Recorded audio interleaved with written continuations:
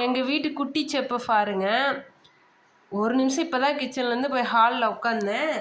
Madam வந்து சேர் போட்டு ஏறி உள்ள அந்த பாக்ஸில் முட்டை வச்சுருக்கலாம், முட்டையை எடுத்து மேடமே வந்து இங்கே உடச்சி இந்த தோசை தவியல் சட்டியில் ஊற்றிட்டு இங்கே எடுத்து போட்டு வச்சுருக்காங்க. இப்போ வந்து என்னென்னா அவங்களுக்கு முட்டை சாப்பிட்ணுமா, அதை என்கிட்ட கேட்காம எதுக்கு அவங்களே பண்ணுறாங்கன்னு தெரியல. நீ செஃப் ஆகிட்டியா? நீயே சமைக்க போறியா? இப்போ இதில் வேகுமா அது? நல்ல வேலை தோசை தவா நல்லா தான் இருக்குது. வேகுமா எல்லாம் ஒட்டின்னு வருமே, அதுதான் என்ன பண்ண போகிறோன்னு தெரியல. உனக்கு சமைக்கணும்னா உனக்கு வேணும்னா அம்மாட்ட கேளு. நான் இருக்கும் போது நீ வந்து முட்டை உடச்சி ஊற்றுறது இதெல்லாம் செய்யணும், தனியாலாம் செய்யக்கூடாது. வீடு ஃபுல்லாக ஊற்றிருந்தேன். நல்ல வேலை தோசை தவாவில் ஊற்றுனேன். கீழே ஊற்றிருந்தா வீடு ஃபுல்லாக நாற்றடிச்சிருக்கோம்.